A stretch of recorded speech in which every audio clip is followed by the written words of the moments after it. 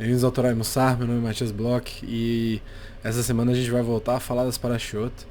Inicialmente a gente vai discutir Eikev, na verdade inicialmente nada, né? A gente vai discutir Eikev de fato, mas eu queria focar num pedaço que, assim, ocupa grande parte, numa discussão que ocupa grande parte dessa Parashá, que é uma das mitzvot mais intrigantes e provavelmente uma das mais importantes que existem na Torá, tanto pelo conteúdo quanto pelo que ela representa de fato. E quando a gente fala muito de rezar, a gente fala muito de brahá, né, de bênçãos. Como é que a gente lida com uma mitzvah de bênção? Qual que é a bênção? Tem bênção? Quantas bênçãos tem na Torá para você ser obrigado a fazer na Torá Shebertav, na Torá escrita, né? E na verdade é que a única bênção que está lá descrita, de fato, que você deve fazer é essa, tá? É essa bênção do Birkat Hamazon, que é uma bênção que a gente faz após nos alimentarmos, certo? E é muito interessante porque lá no meio da Parashá, no capítulo 8, né, do Varim 8, no verso 10 diz o seguinte: e comerás e te fartarás e louvarás a Hashem teu Deus pela boa terra que te deu, guarda-te para que não esqueças de Hashem teu Deus, deixando de observar seus mandamentos, seus juízos, seus estatutos que eu te ordeno hoje. E aí é muito interessante, porque ele usa o termo louvarás, né? No caso, abençoarás a Deus, né? Por que a gente abençoa a Deus, né? Por que a gente teria que fazer isso, né? E a parte mais engraçada é que se a gente pensar nessa ideia de fazer uma brahá ou agradecer depois de comer, abençoar a Deus nesse caso, é uma coisa meio que exclusiva, assim, né? Porque quando a gente fala, existem várias outras culturas e religiões que fazem uma espécie de uma bênção antes de comer, né? Os japoneses têm essa cultura, por exemplo, né? Algumas outras religiões também fazem, mas a gente faz uma berachá, que já foi discutida no canal em alguns outros momentos, que é uma berachá. A berachá antes de comer, a nossa bênção que a gente faz antes de comer, é como se fosse um pedido de permissão, né? Para que eu possa comer, e não só isso, elevar também aquele alimento. Aquele alimento deixa de ser um momento puramente físico e torna-se físico e espiritual. Então, também torna-se um alimento para a alma. Mas o Birkat Hamazon, que é essa bênção que a gente faz depois de comer, de novo, é a única bênção que aparece explicitamente na Torá. E depois que a gente come, e principalmente que você estiver saciado, que você te fartarás, né? Essa expressão, que te fartarás, você deve agradecer ou abençoar a Hashem, ou louvar aí, como está no português, né? Só que assim, é muito interessante que um pouquinho antes, Moshe, né, no começo do Perek, né, do começo do capítulo, Moshe lembra pra gente de algumas coisas muito importantes. Eu vou ler um pedacinho um pouco mais longo aqui, mas vale a pena, que é o começo, né, do capítulo 8 e vai até a parte que a gente acabou de ler. Então diz o seguinte, do 1 ao 9, do verso 1 ao 9. Cuidareis de cumprir todo o mandamento que te ordeno hoje, para que vivais e multipliqueis, e ides e herdeis a terra que Hashem jurou a vossos pais. E te recordarás de todo o caminho pelo qual Hashem teu Deus levou nesses 40 anos no deserto, para afligir-te, para provar-te e para saber o que estava no teu coração, se guardarás os seus mandamentos ou não. E te afligiu, essa palavra é importante, te afligiu, né? E te fez padecer de fome e fez-te comer o maná, que não conhecias e que teus pais jamais conheceram, para fazer-te saber que nem só de pão vive o homem, senão de tudo que sai da boca de Hashem, disso vive o homem. Tua roupa que leva sobre ti não se envelheceu, e teu pé não se inchou nesses 40 anos, e saberás em teu coração que, como o homem castiga teu filho, assim te castiga Hashem, teu Deus. E guardarás os mandamentos de Hashem, teu Deus, andando em seus caminhos e temendo. Porque Hashem, teu Deus, te traz a uma boa terra, terra de ribeiros de águas, de fontes e de abismos, e que há nas suas colinas e os seus montes, terra de trigo, de cevada, desculpa, de parreira, de figueira, de romeira, terra de oliveira que dá azeite e de tamareira, terra em que comerás pão sem escassez, e não te faltará nela coisa alguma. Então ele faz uma espécie de um condicional, né? Que é, se você provar e seguir o mandamento, né? Se você guardar os mandamentos andar nos caminhos de Hashem e temer Hashem, a gente cria essa situação na qual todas essas promessas podem ser cumpridas. Então a gente tem toda essa introdução de como Hashem cuidou do povo no deserto e de como a terra de Israel é uma terra muito boa, que vai dar exatamente aquilo que a gente precisa. A primeira pergunta, de novo, qual que é? Qual que é a grande necessidade de abençoar Hashem? Né? Porque, assim, se a gente pensar bem em Hashem sendo infinito e o todo bom, ele não precisa de nada. Então por que a gente precisaria? Uma coisa é você fazer porque você quer, outra coisa é Hashem ordenar que isso seja feito. Certo? Então essa é a primeira pergunta. Por que isso deve ser feito, sendo que não parece ter muito um objetivo de fato, certo? Já que Hashem não precisa. A segunda pergunta tem a ver com essa questão da introdução que a gente acabou de ler. Né? Aqui fala o seguinte: Eretz Israel é um lugar maravilhoso. Vocês vão herdar e dominar um local que tem tudo que há de bom e tudo que vocês vão precisar. Ela é maravilhosa. A questão é... Essa pergunta... A pergunta, na verdade, surge a partir do momento que a gente lê uma coisa que aparece lá no final do final da Parashá. Que é no capítulo 11, a partir do verso 10. Diz assim: porque a terra para a qual estáis indo para herdá-la não é como a terra do Egito da qual saíste. Tá? Em que semeáveis a vossa semente e regáveis com o vosso pé, como uma horta de verdura. Mas a terra para a qual estás passando, a fim de herdá-la, é a terra de montes e de planícies, da chuva dos céus, ela tem a água. O que é que está acontecendo aqui? Hashem está falando, basicamente, Moshe, na verdade, está comentando aqui. Beleza, a gente está indo herdar uma terra, mas ela não é como o Egito, no qual você botava a semente no chão, botava o pé em cima e crescia. Agora a terra depende da chuva. Ué, tava falando primeiro que é uma terra maravilhosa e agora tá dizendo que não é bem assim, né? Afinal, é melhor que o Egito e o Nilo, onde você vai conseguir plantar e cresce, enquanto Israel você tem que esperar pela chuva, e essas chuvas têm esse aspecto de que só vão aparecer. A gente tem várias partes da nossa reza que citam essa ideia, né? O Shema principalmente, que se a gente seguir os caminhos vai ver a chuva no tempo certo. Tá? Como é que uma terra que é assim pode ser melhor que o Egito, já que parece que o Nilo entrega tudo e faz com que essa terra seja extremamente fértil, né? Então a gente quer entender essas duas questões aqui hoje. A discussão sobre Birkat Hamazon abrange esses dois aspectos principalmente, né, hoje. Que é, para que exatamente serve o Birkat Hamazon com relação a Hashem? Por que a gente tem que abençoar Hashem? E se a terra de Israel é melhor assim? E mais ainda, por que ela é melhor do que a terra do Egito de fato, sendo que é tão fácil plantar lá? Tá? E essa discussão de melhor ou pior nesse sentido, ela é bem atualizada em outro contexto, se a gente pensar bem, né? Principalmente quando a gente fala de círculos religiosos, ou pessoas que estão pensando, não necessariamente são religiosas, mas estão pensando em, por algum motivo ou outro, fazer aliá, né? E morar em Israel. Né? Esse termo aliá é um termo que remete a subir para a terra de Israel, certo? Então é mais fácil a gente fazer o quê? A percepção das pessoas é, a vida fora de Israel é mais fácil. A parnassá, o nosso sustento, parece ser mais fácil ser obtido na galuta, no exílio, vamos dizer assim. Porque a gente já meio que está estabelecido aqui, a gente já está confortável. E qualquer semelhança com a era do Segundo Templo é mera coincidência, como diria o outro, né? Por exemplo, aqui em Brasília é um exemplo muito bom. A maioria da nossa comunidade que vive aqui é servidor público, né? Já conhece o trabalho há anos, nada surpreende muito, né? Pô, eu vou abandonar a minha estabilidade aqui para ir para um lugar que eu não sei, assim, mal falo hebraico, né? Como é que eu vou viver lá, né? Mesmo com aquela ajuda inicial do governo é estranho. Ah, eles vão me ensinar hebraico lá, vão fortalecer meu hebraico se eu falo mais ou menos.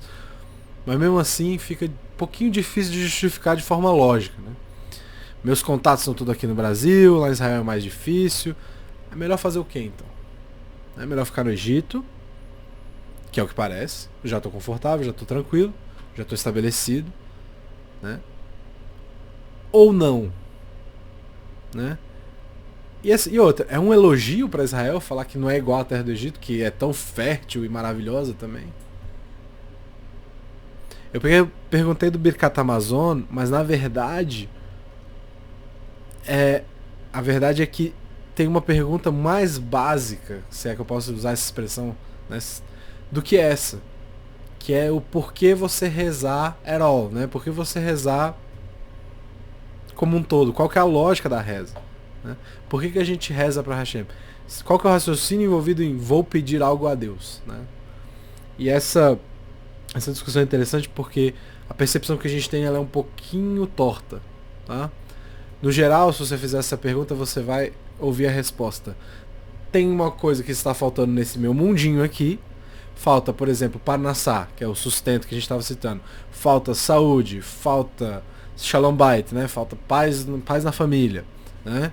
Falta o que for, né? Eu preciso então rezar para que Hashem me ajude a preencher esse vazio ou resolver o problema, certo? Se eu pedir, Hashem vai me ajudar a encontrar Parnassá, vai encontrar saúde, a encontrar Shalom Bait, a encontrar o que eu estou procurando. É meio que a ideia que vai... É o meio pelo qual, na verdade, a gente vai realizar aquilo que falta nas nossas vidas. Tá? Basicamente a gente pensa, eu tenho minha vida e algumas coisas na minha vida eu não tenho, que eu gostaria de ter. A forma de adquirir o que eu não tenho é trabalhar duro e pedir para Hashem me ajudar. Parte trabalhar duro tá joia. Agora, a questão de pedir Hashem para ajudar não é bem assim, tá? É quase que o contrário. Quando eu disse que estava torto, era bem torto, né? Hashem, de alguma forma, eu vou usar o termo desejar, mas não pelo fato dele necessitar, mas sim incentiva, talvez seja a melhor palavra. Hashem incentiva as nossas rezas. Para quê? Para que a gente reze e tenha uma construção de algo a partir disso, tá? Para que isso aconteça, algumas coisas automaticamente são retiradas das nossas vidas. Certo? Se você quiser, portanto, você deve ir lá e pedir. Além de tomar suas decisões do lado correto. A explicação basicamente está toda ali naquele texto que a gente leu no capítulo 8. Você seguir os caminhos, tudo mais, isso aqui. Mas por que é assim? O mais importante, na verdade, no final de contas há uma coisa que a gente fala o tempo todo, na verdade. O relacionamento com Deus. O relacionamento com Hashem. E é isso que a gente aprende com essa discussão. O que Hashem quer, o desejo, é a possibilidade de um relacionamento, da gente poder criar esse relacionamento com Ele, da gente poder fortalecer esse relacionamento com Ele. Né? E é isso que a gente acaba aprendendo com o próprio Maná.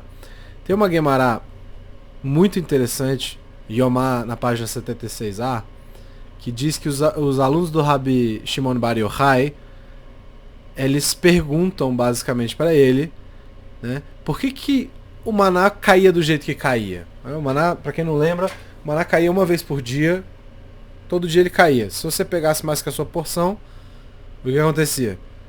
Essa porção que você pegava mais estragava. Você não podia guardar. Você assava aquilo que era para você, para cada um da sua família, e era isso. Então todo dia caía um pouco para cada um. E aí a pergunta que eles fazem é por que cai um pouco para cada um todo dia, em vez de cair logo um ano, para que toda a necessidade daquele povo fosse resolvida de uma vez. Tá? E a resposta dele é brilhante. A resposta dele basicamente é: a gente vai fazer uma comparação aqui. Ao que se compara? A um rei normal, de sangue e carne, que só tem um filho. Né? E esse filho recebe, né, dinheiro para ele comer uma vez por ano. Esse filho faz o quê? Uma vez por ano ele chega na casa do pai, no castelo que seja, e pede o dinheiro, e ele só volta no ano seguinte. Agora, se ele precisar ir lá pedir todo dia, cria-se um padrão no qual o filho tem que encontrar o pai e conversar com o pai todos os dias para receber o dinheiro que ele vai usar para comer. Certo? E ele diz assim também é com o povo judeu. Né? Uma pessoa que tem 4 ou 5 filhos se preocuparia e diria: talvez o maná não caia amanhã. E aí todo mundo aí vai morrer de fome. Né? Então, todo mundo, todas essas 5 pessoas teriam que direcionar os corações deles para o nosso Pai no céu. Essa que é a discussão que o Rabbi Shimon Bar Yochai traz. E se a gente pensar num tempo moderno, o filho sai da cidade para ir estudar, sei lá, o menino estuda medicina, é o mais comum, né? O menino quer estudar medicina, ele passa, sei lá, em outro estado, só que assim, tem um problema e o pai precisa ficar mandando dinheiro para ele poder se virar no começo e tudo mais. Então é melhor pro pai dar todo mês ou ele dá uma vez por ano também? Vai ser a mesma história, uma vez por ano ele vai falar, pai, esse ano eu vou precisar de um pouco mais de dinheiro e tal, e só vai conversar nesse negócio. Agora se for toda semana, por exemplo, essa semana eu queria sair com os meus amigos, teria como dar um pouco mais? Né? E assim a coisa vai criando um relacionamento. A formação do povo judeu passa por esse processo de construção como o relacionamento de pai e filho que é citado pela ideia do Rabbi Shimon Bar Yochai. O pai teria a possibilidade simplesmente de ignorar o filho e dar tudo que ele precisa de uma vez, mas ele opta por manter um relacionamento com o filho a partir do momento que o filho tem que ir lá pedir todas as vezes. Certo? Mas o que acontece depois que a gente passa para Eretz Israel, para a terra de Israel? Que é o momento no qual Hashem não está mais, aí eu vou usar uma palavra muito específica, evidentemente fazendo tudo pelo povo. Porque quando o povo chega em Israel, não tem mais a coluna de fogo, não tem mais aquela nuvem que segue, não tem mais... Então assim, existe uma diferença clara da saída para o deserto para a entrada para Israel. A coisa fica mais real. O filho já cresceu um pouco mais, então a necessidade dele é outra. Tá? Então a gente tem que continuar ligando toda semana, mesmo estando sozinho nesse sentido. Israel é o local mais adequado para fazer esse tipo de relacionamento. É como se, beleza, o filho, beleza, agora ele voltou para o castelo, lá no exemplo do Rabbi Shimon Bar Yochai, mas ele vai começar a trabalhar, ou qualquer coisa parecida no nosso exemplo aqui, já terminou a faculdade, vai começar a trabalhar e ele decidiu voltar para casa para se estabelecer no início. Então é melhor continuar ligando toda semana, mesmo a gente estando sozinho. Israel é o local onde essa mudança da relação, na verdade, essa evolução, e aí eu digo no sentido de melhor, apesar de nem sempre ser no sentido de melhor, essa melhora do relacionamento entre o pai e o filho pode acontecer. No caso, entre o povo e o Criador do Universo. Que ali já vira o caso, não é mais a mesada todo mês ou toda semana, é todo dia, né? Não é mais a semanada nem a mesada, é todo dia. É uma diária que ele vai receber. Né? E essa grande ligação acontece na Terra. E aí você fala, tá, mas por que o Egito não é assim também? Porque o Egito tem um outro processo. O Egito está ligado com uma outra ideia, que é o que a gente fala que ele está diretamente ligado à maldição da Nahash, da cobra, da serpente.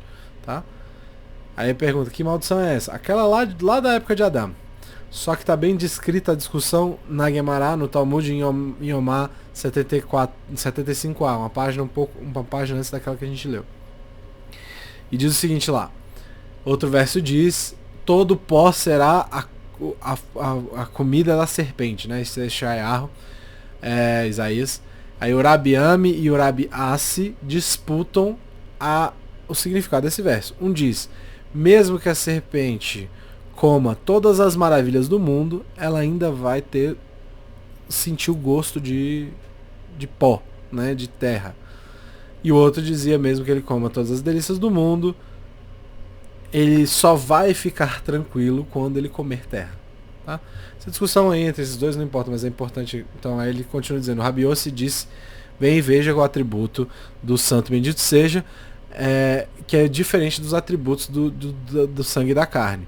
O atributo do sangue da carne é provocar aquele que o ataca em sua vida, mas o santo bendito seja não age dessa forma.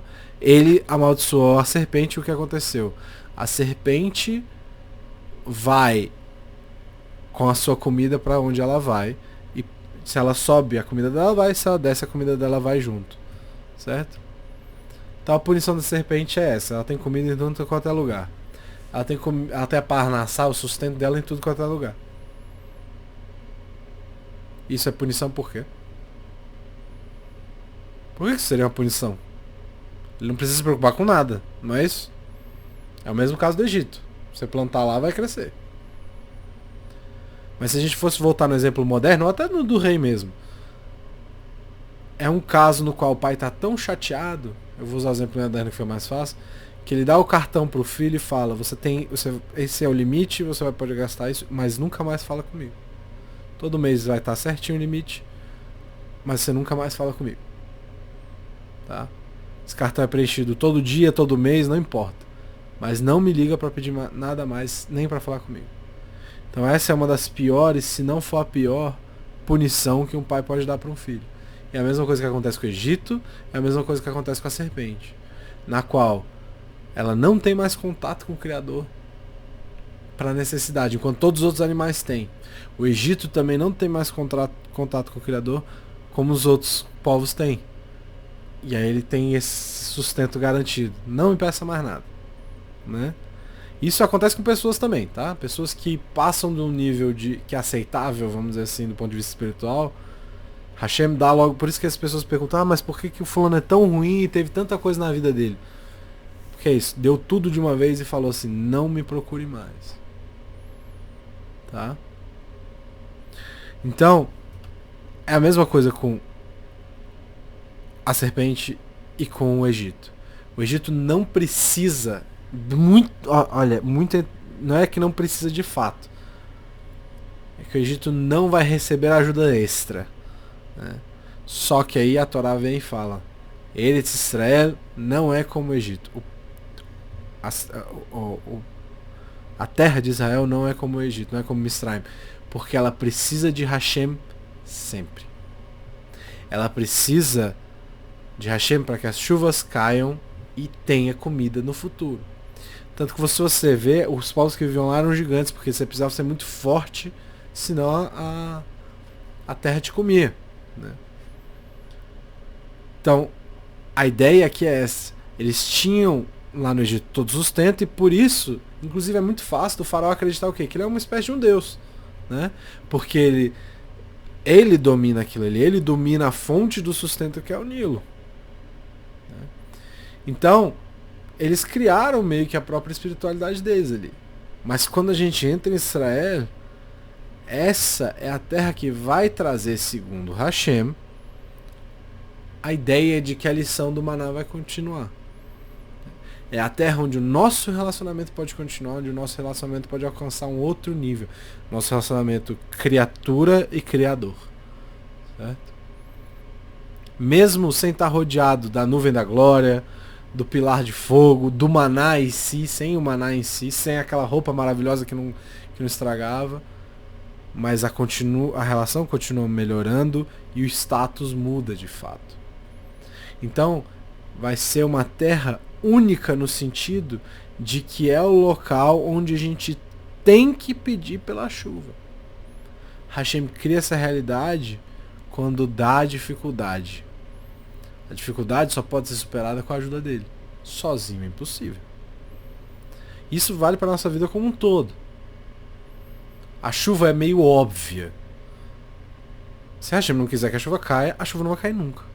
Agora, uma coisa que está acontecendo comigo, só depende de mim. Não é bem assim. Se não pedir, não vai acontecer. A lição do maná que continua. Tá? Então, por que eu vou mudar para Eretz Israel se a Parnassá se o sustento? Por que eu vou mudar para Israel se o sustento é mais difícil de conseguir lá? Qual que é a lógica disso? E é mesmo. Né? Mas o que é maior? A dificuldade ou a compensação pela dificuldade? A possibilidade de melhorar esses relacionamentos com Hashem. O que é melhor? Ter um pouco mais de dificuldade no sustento e poder melhorar mais ainda a relação com Hashem, ou ter mais facilidade com o sustento e estagnar de alguma forma? Porque você está confortável. Sempre que você está confortável, você dá uma paradinha, né? Então a gente precisa mais de Hashem nas nossas vidas porque as coisas estão mais difíceis. Isso vale para todo mundo. Para nós, para os pais, para os filhos, para os netos, quem decidir ir e quem decidir ficar. E essa é a bênção, essa é a berahá do Birkat Amazon. E é por isso que a Paraxá começa dizendo, a terra é maravilhosa, ela tem de tudo, ela vai oferecer de tudo. Porque quando chove, ou seja, quando a gente tem um relacionamento com o Hashem bem estabelecido, a bênção vai chegar até nas montanhas. Montanhas essas, um local desértico no qual é produzido vinho naquele deserto. Porque Hashem espalha água para todos os lados do canto. E o vinho, um bom vinho. Tá? Israel tem a possibilidade de ser a grande nação que se tornou, com todas as dificuldades que a gente sabe que existem, por causa dessa ideia. E é por isso que a Torá em si começa com a introdução fazendo questão de dizer que todas as coisas que Hashem fez por nós no deserto, listar elas, tem a ver com entrar na terra de Israel, por mais que todas elas sumam. Então a gente agradece depois de ter o sustento e tá satisfeito, tá farto, né, cheio. Né? O que a gente faz depois disso? Aí a gente demonstra Hakarat Hatov, né?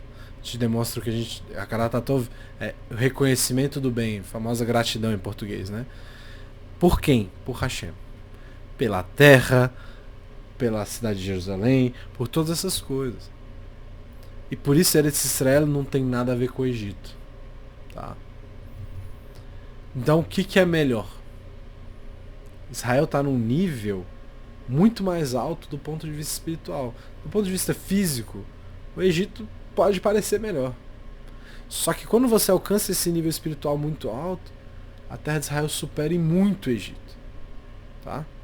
Para alcançar esse nível mais alto, a gente precisa continuar construindo esse relacionamento com Deus. Tá? Israel tem essa identidade. E essas são as berahot que a gente faz e recebe de Hashem. Hashem demonstra que a gente tem a possibilidade dessa relação de estreitar o laço com ele desde o começo. A gente vê lá com Abraham, a gente vê com Yitzhak, a gente vê com Yaakov, a gente vê com os patriarcas. Tá? E eu queria terminar dando uma olhada numa Gemara em Berahot, tá? Que é muito importante. Na página 20b, diz o seguinte: Rav Avira, e alguns dizem que ele falava o nome do Rav Yami, e outras vezes o nome do Rav Yassi, que eram os dois que estavam discutindo lá em cima, né? Os anjos disseram diante do santo bendito seja: Mestre do universo, na sua Torá está escrita: grande e poderoso e abençoado Deus, que não demonstra preferência por ninguém e não recebe propina. Então é um juiz perfeito, no sentido de que ele não recebe propina e não demonstra. Esse que está escrito em Devarim 10:17. Ainda assim você, continuam os anjos, demonstra preferência por Israel, pois está escrito: o Senhor vai mostrar sua preferência para você, vai te mostrar favor, e você não vai e lhe dar paz, né? Eu ia ver né? Hashem vai te mostrar a sua graça, vai te dar a sua graça, e você vai receber paz, né? Isso é Bamidbar, números. E aí a resposta de Deus. Então, qual que é a lógica aqui, né? Os anjos perguntam: você disse que você não vai dar preferência para ninguém, mas você dá preferência. Como é que isso funciona? E Hashem responde o seguinte: e como que eu não posso dar preferência para Israel? Porque eu escrevi natural o quê? Você vai comer, você vai ficar satisfeito e você vai abençoar a Deus. Tá? Que é a nossa paraxá. Significa que eles têm obrigação quando de abençoar a Deus? Quando você estiver cheio, se estiver farto, se fartar, né? E a Hashem diz: mesmo assim, eles fazem questão de fazer o Birkat Amazon quando eles comem porções menores. A gente tem uma porção que a gente chama de Kzait, que é o mínimo de pão que você come para fazer o Birkat Amazon, que é bem pouquinho, 33 gramas ou 27 gramas, já não me lembro mais o número, porque a gente come sempre um pouco a mais. Mas ou seja, você vai além, você não se farta, você come um pouco, já é o suficiente para você fazer. Então a regra, diretamente, de forma direta, é essa: quando você estiver cheio, você faz exatamente o que está escrito, né? E isso depende absolutamente de cada pessoa. Pessoas maiores comem mais, pessoas menores comem menos, né? Uma pessoa tende, né? Pessoas maiores tendem a comer mais, pessoas menores tendem a comer menos. Nem sempre é verdade, mas qual que é a realidade? Hashem disse que a gente deve fazer isso. Aí os sábios vêm e dão a dica: Se você já tiver comido um kizait, já pode fazer a brahá. E daí? O que tem de mais? É que, na verdade, a gente volta lá para a questão do começo da reza. Não é que a gente está fazendo o Birkat Hamazon, essa brahá da Torá, porque a gente comeu, mas a gente está comendo porque a gente quer fazer a brahá, porque a gente quer fazer o Birkat Hamazon, porque a gente está entendendo que a gente quer o relacionamento com Deus. Então, no lugar de comer até se empanturrar, a gente vai comer para fazer a brahá. O ponto de colocar o pão na refeição, mesmo que é uma porção mínima, é que a gente possa se aproximar mais de Hashem. E esse é o pedacinho da Parashá que busca essa ideia, que tenta ensinar isso pra gente. Que tanto as dificuldades quanto as bênçãos que a gente tem nas nossas vidas, elas existem. As bênçãos existem para que a gente possa agradecer. E as dificuldades existem para que a gente possa buscar a aproximação. Sempre buscar a aproximação do Criador do Universo. Só mais uma coisa para terminar, né? A gente falou que o maná foi uma solução para um problema. Hashem deu uma aflição para o povo, que seria a fome, e a solução do problema é o maná. Mas alguns comentaristas pensam um pouquinho diferente. Eles pegam essa ideia da aflição e colocam junto do maná. Na verdade, a aflição é o maná. Tá? Como é que isso é possível? Então existe uma outra forma de afligir. Ter demais. Quando a gente tem tudo, muitas vezes a gente não sabe nem o que fazer. A gente está tentando, né? Quando a gente tem uma coisa que a gente não tem, né? A gente tem uma coisa que a gente não tem, não faz sentido. Mas quando existe algo que a gente não tem e quer ter, a gente tem uma coisa para perseguir. Então, se eu tenho tudo, eu estou super confortável. Aí eu não vou querer ir pro lugar que Hashem determinou. Aí a gente volta lá em Lech Lechá, lá no começo em Bereshit, né? Que Hashem fala para Abraham: Lech Lechá, sai da tua casa, sai da casa do teu pai. Né? Como é que a gente vai poder crescer de fato em um relacionamento se a gente não tem nada para fazer? Né? Hashem dá uma oportunidade incrível, né, para todo mundo. O Lech Lechá de cada um. Né? Que se traduz de várias outras formas. Mas existe sempre para quem está na galuta, esse ponto fixo da terra de Israel, ali no fundo, que é o lugar no qual Hashem escolheu pra gente ir fisicamente, assim como fez com Abraham. É o local em que ele, Hashem, está sempre de olho, né? Onde a gente pode se aproximar constantemente dele. Não que não possa ser feito em outros lugares, mas ali é diferente. Ali é mais forte esse sentimento. E é por isso que a gente come, para poder fazer a brachá do Birkat Hamazon.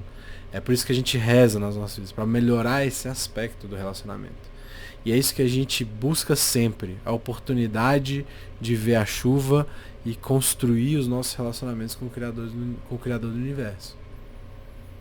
Então, essa é a ideia desse pedacinho da Parashá que é tão importante. Importante fazer a brachá, mas comer para poder fazer a brachá e não fazer a brachá porque comeu.